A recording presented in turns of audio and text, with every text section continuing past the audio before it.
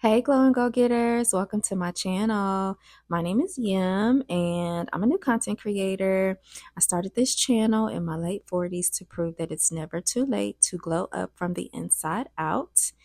On this channel, I'm going to be sharing everything from shadow integration and feminine energy to abundance mindset, pro-aging beauty tips, and soulful rituals that nourish the whole woman. This is a space for all women, all ages, all races, all ethnicities.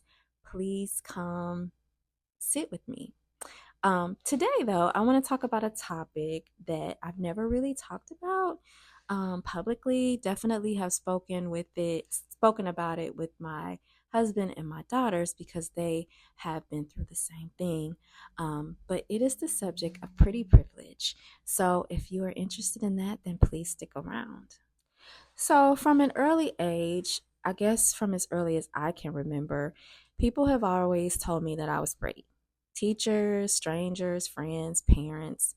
My dad used to gloat over me, my uncles, even when I wasn't trying to be pretty, I guess, or even when I didn't understand the concept of pretty, I got attention. But here's the thing that people don't really talk about. When you grow up being labeled as beautiful, pretty, people project shit on you. You're envied before you even do anything. Other women and men may decide they don't like you just because of your face. And some think you're stuck up, you think you all that. Others want to humble you. Worst of it all, especially for me, growing up was an entire nightmare. Even though I had family members that gloated, I also had family members that told me, "You're not special, you're not all of that." And as I grew into young adulthood, I noticed jealousy, distance, competition. And this really hurt because it typically came from people that you never expected it from. So, in my 20s and 30s, I performed beauty. I performed pretty. I smiled, I softened myself, I played the part. I got things from men. I played up the damsel in distress role. I learned how to maneuver around jealous women. Yet, truthfully, pretty does hurt. And if you aren't careful, you will find yourself in some very peculiar situations. But one thing that I did notice from women that I felt like were very beautiful was this power that they possessed in addition to their beauty. And it's called dark feminine energy. And of course, I didn't know what that was. I knew that pretty privilege would get you in the door, but pretty privilege paired with dark feminine energy, well, that's going to keep you there.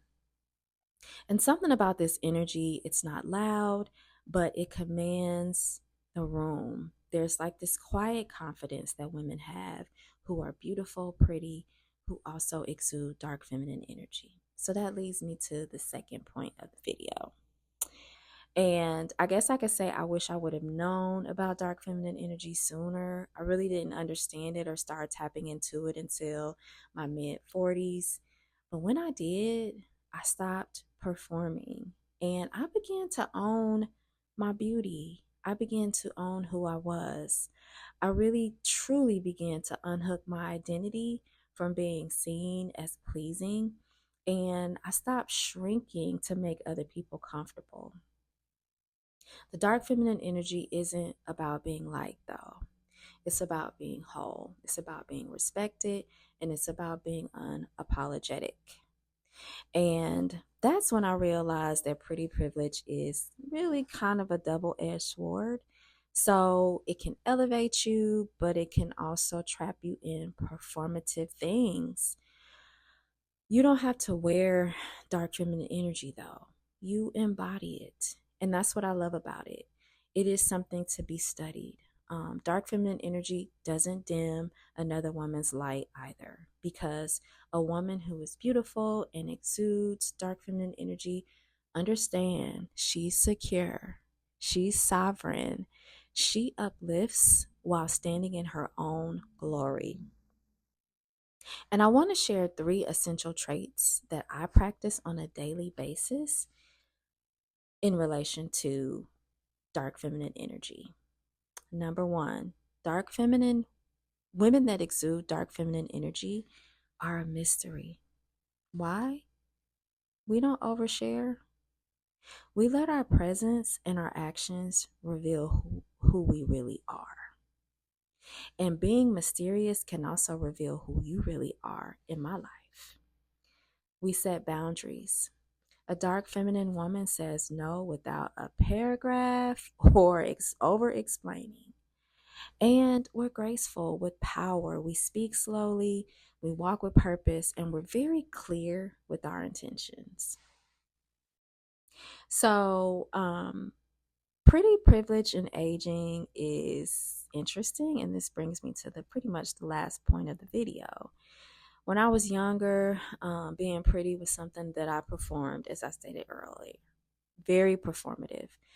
Now, beauty is something that I own because I realize that it's deeper, it's energetic, and who I am is not up for debate. But if I'm being honest, aging shifts the way society sees you. Some say the compliments slow down, the stares shift, the intention, or I'm sorry, the invitations dry up. But what I've found is when you stop relying on being desired or everything being about the male gaze, you become comfortable in who you are. Sometimes being comfortable in who you are can be dangerous to some people. But I do realize that my beauty hasn't left me. It's just transformed me. So I'm not looking for any type of outside approval anymore. I'm cultivating my radiance from the inside out. And I'm not cultivating radiance with just medical grade skincare. Yes, I love me some medical grade skincare, but I have learned to set boundaries, protect my peace, and I'm not afraid of being misunderstood. So, in closing, one of the saddest things about pretty privilege, and as I stated, I know this very well because of my lived experiences and my daughters, my 3 daughters, they are stunning, is that it can really divide women.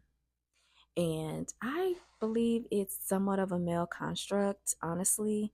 But even if it isn't, some of the harshest judgment that I continue to face is from other women. My truth, though, is that we've been conditioned to compete. We've been conditioned to compare and just claw at each other. That's not really our essence. That's the wound. And when you're healed, you don't operate from your wound. So, to wrap this up, whether you've benefited from pretty privilege, been hurt by it, or both, I invite you to see beauty as power, not currency. And as we age, we get to define it all, redefine it all. So, if this resonated with you, please feel free to comment below. Let's talk about it. Let's be honest. This is a space where truth and beauty coexist. I will see you in the next video. Bye.